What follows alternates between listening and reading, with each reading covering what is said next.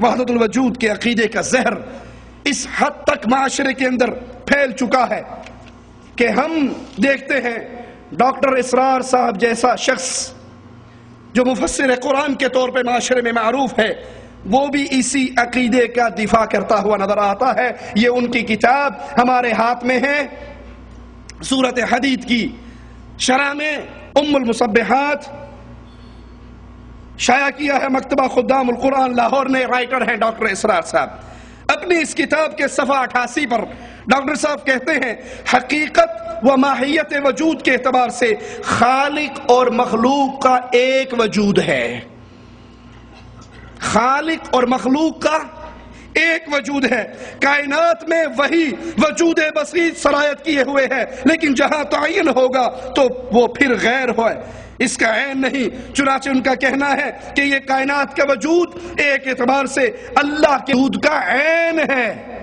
کائنات کا وجود، یاد رکھنا، کائنات میں جانور بھی ہیں، غلیظ جانور بھی ہیں، کتا اور سور اور خنزیر بھی ہے، فاحشات عورتیں بھی ہیں، گندے مرد بھی ہیں، شراب اور موسیقی کے آلات بھی ہیں۔ کہا یہ کائنات میں جو کچھ ہے وہ ایک اعتبار سے اللہ کے وجود کا عین ہے اور دوسرے اعتبار سے غیر ہے۔ فرماتے ہیں یہ ابن عربی کا نظریہ ہے، صفحہ 91 پر کہتے ہیں شیخ ابن عربی کے بارے میں، یہ آپ کا شیخ ہوگا، ہمارا شیخ نہیں ہے۔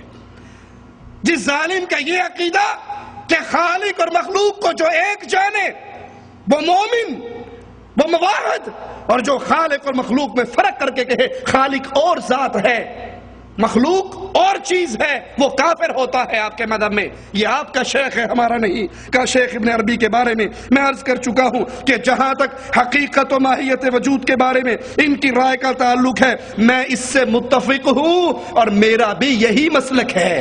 بہرحال میرے نزدیک کم سے کم یہ مقام ایسا ہے هو الاول والآخر والظاہر والباطن کہ اس کی بے تکلف اگر تعبیر و تفسیر ہو سکتی ہے تو وحدت الوجود کے حوالے ہی سے ہو سکتی ہے۔ وہ ڈاکٹر اسرار صاحب کا اعلان سنیے، ان کی کتاب ہمارے ہاتھ میں موجود ہے، جو لینا چاہے لے سکتا ہے، جو دیکھنا چاہے دیکھ سکتا ہے۔ مکتبہ خدام القرآن لاہور کالج سے، قرآن کالج لاہور سے شائع ہوئی ہے۔ کہتے ہیں جو عقیدہ ابن عربی کا ہے وہی عقیدہ حقیقت ماہیت وجود کے بارے میں میرا ہے۔ جیسے وہ بھی یہ کہتا ہے کہ اللہ اور اس کی مخلوق کو دو کہنے والا کافر ہے، ایک کہنے والا مومن ہے۔ کہا میں اس کے ساتھ متفق ہوں، میرا بھی وہی عقیدہ ہے جو اس کا۔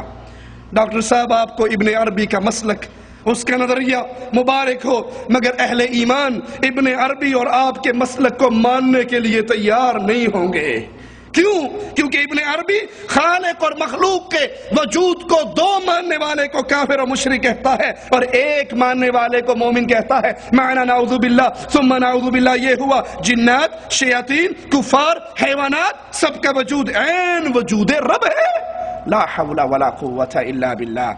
ڈاکٹر صاحب اپنی اسی کتاب کے صفحہ 91 پر کہتے ہیں شیخ ابن عربی کے فلسفہ وجود پر اکثر و بیشتر ناقدین بالخصوص آج کل کے سلفی المزاج لوگ اس پہ اعتراضات کرتے ہیں، اس پہ تنقید کرتے ہیں۔ ڈاکٹر صاحب شاید آپ سلفیوں کو نہیں سمجھتے، شاید آپ نے سلفیت کو قریب سے دیکھا نہیں ہے۔ سلفیت کی نگاہ میں معصوم عن الخطا ایک ذات ہے اور اس ذات گرامی کا نام مبارک محمد الرسول اللہ ہے، محمد حبیب کریم۔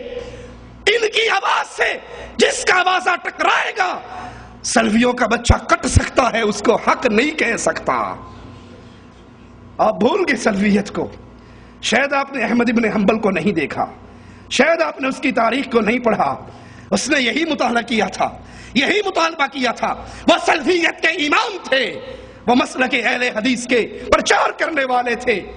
وہ کہا کرتے تھے قرآن کی ایک آیت لا دو، محمد کریم کی ایک حدیث لا دو، میں اپنی پشتوں پہ پڑھنے والے ان دروں کو رکوا سکتا ہوں، کہہ سکتا ہوں قرآن و حدیث کے مطابق فتویٰ دے سکتا ہوں، اور اگر قرآن و حدیث کا فیصلہ نہیں آئے گا احمد ابن حنبل کے روح اور جسم کے رشتے کو توڑا جا سکتا ہے، اس کی زبان سے شریعت کے خلاف فتویٰ جاری نہیں کروایا جا سکتا۔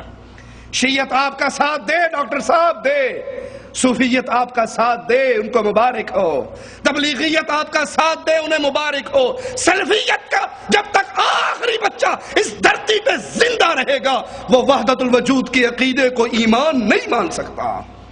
ہم کیوں اس کے انکاری ہیں؟ اس لیے یہ قرآن سے ٹکراتا ہے، یہ انبیاء کی دعوت سے ٹکراتا ہے، ارے یہ اللہ کی کائنات کی تخلیق سے ٹکراتا ہے۔ ہر چیز جب اللہ ہوئی تو جنت اور جہنم کس لیے؟ جنت میں کون جائے گا، جہنم میں کون جائے گا؟ سلفیت اس سے ٹکرائے گی، وہی مطالبہ کرے گی جو امام مالک نے کیا تھا۔ مجھ سے فتویٰ لینا چاہتے ہو محمد کریم کی ایک حدیث لے آؤ، اللہ کی قرآن کی ایک آیت لے آؤ، اور جب تک تمہارا دامن قرآن اور حدیث کے دلائل سے خالی رہے گا ہم کفر کے عقیدوں کو اسلام کا چولا پہنانے کی سازش کو کامیاب نہیں ہونے دیں گے۔ ابن عربی آپ کا شیخ، آپ اس کے فلسفے کو سمجھیں۔ سلفی المزاج شریعت محمدیہ کو سمجھنے والے، انہیں قرآن و حدیث کے خلاف جتنی باتیں نظر آئیں گی ان کو جوتی کے نوک پہ ٹھکرا دیا جائے گا۔ ڈاکٹر صاحب اپنی کتاب کے صفحہ 52 پر کہتے ہیں اگر یہ کہا جائے خالق مخلوق کے درمیان ساری نسبتیں، اللہ اور اس کی مخلوق کے درمیان ساری نسبتیں جو ہماری عقل میں آ رہی ہیں یہ قابل قبول نہیں، تو پھر ایک ہی وجود ماننا پڑتا ہے جو خالق کا وجود ہے۔ اس عقیدے کو، اس نظریے کو توحید وجودی کہا جاتا ہے۔ خالق اور مخلوق میں ساری نسبتیں ہماری عقل میں اگر نہیں آ رہی تو ہمیں یہ ماننا پڑے گا اس دنیا میں جو جتنے وجود ہیں وہ صرف اللہ کا وجود ہے، نعوذ باللہ۔ وہی خنزیر کا وجود، وہی جانوروں کا وجود، وہی انسانوں کا وجود، صورتیں الگ ہیں، شکلیں الگ ہیں، وجود حقیقت میں ایک ہے۔ اس کو توحید وجودی کہتے ہیں، ہم کہتے ہیں اس کو کفر اکبر کہا جاتا ہے۔ اپنی کتاب کے صفحہ 52 پر کہتے ہیں اگر یہ کہا جائے خالق و مخلوق کے درمیان ساری نسبتیں جو ہماری عقل میں آ رہی یہ قابل قبول نہیں، تو پھر ایک ہی وجود ماننا پڑتا ہے جو خالق کا وجود ہے۔ اس نظریے کو توحید وجودی کہا جاتا ہے۔ اس کی بہترین تعبیر مناظر احسن گیلانی نے اپنی کتاب میں کی کہ خالق اور مخلوق میں نسبت کو یوں سمجھو، خالق اور مخلوق کی درمیان نسبت کو یوں سمجھو، کسی شے کا تصور آپ نے اپنے ذہن میں قائم کیا۔ فرض کریں آپ نے تاج محل دیکھا ہے، آپ اس تاج محل کا تصور اپنے ذہن میں لائیے، آپ کے ذہن میں یہ تصور آپ کی توجہ سے قائم ہے۔ جب تک آپ کی توجہ اس پر مرکوز رہے گی یہ ذہن میں تصور قائم رہے گا، جیسے توجہ ہٹے گی اس کا وجود باقی نہیں رہے گا، وہ ختم ہو جائے گا۔ یہ آپ کی ذہنی تخلیق ہے، آپ اس کے نیچے ہیں، آپ اس کے اوپر ہیں، اول بھی ہیں اور آخر بھی ہیں، اس کا اپنا کوئی وجود نہیں۔ وجود تو در حقیقت آپ کا ہے، یہ ایک تصور ہے۔ آپ تصور کریں کائنات ہے، یہ آپ کے تصور میں ہے، حقیقت میں کائنات نہیں ہے، حقیقت میں صرف اللہ کا وجود ہے۔ توحید وجودی کی دوسری تعبیر کہتے ہیں اسے شیخ احمد سرہندی نے کی۔ انہوں نے بڑی پیاری مثال دی کہ یہ کائنات ہمیں نظر تو آ رہی لیکن حقیقت میں کائنات کا وجود نہیں، وجود ایک ہی ہے، وہ اللہ کا وجود ہے۔ انہوں نے مثال کیا دی کہ آپ ایک لکڑی، اس لکڑی کے کونے پہ شعلہ باندھے، کپڑا جلا کر باندھے، کوئی روشنی کی چیز باندھے اور اس لکڑی کو زور سے حرکت دیں، زور زور سے ہلائیں، دیکھنے والے کو دائرہ نظر آئے گا۔ جب آپ شعلے کو ہلائیں گے دیکھنے والے کو کیا نظر آئے گا؟ وہ دائرہ حقیقت میں ہے کہ حقیقت میں نہیں ہے۔ وہ وجود تو اصل میں شعلے کا ہے، حقیقت میں نہیں۔ دیکھنے والے کو بھلے دائرہ نظر آ رہا ہے، کہا یہ کائنات جو ہے یہ حقیقت میں نہیں بظاہر نظر آ رہی ہے، حقیقت میں وجود اللہ کا وجود ہے۔ یعنی اس کائنات میں جو کچھ نظر آ رہا ہے یہ حقیقی نہیں، اس کی حقیقت تو بس وہم اور خیال کی ہے، یا بس اتنی ہے جیسے سائے ہوتے ہیں یا جیسے آئینے میں عکس ہوتا ہے۔ وجود تو اس شے کا ہے جس کا عکس ہے، خود عکس کا کوئی وجود نہیں۔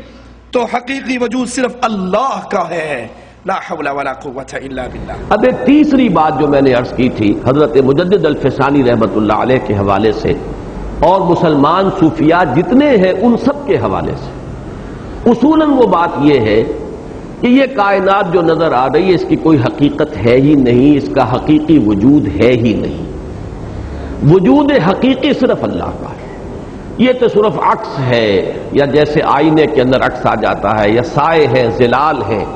حضرت مجدد الفسانی رحمت اللہ علیہ اس کائنات کو، جملہ مخلوقات کو اللہ کے اسماء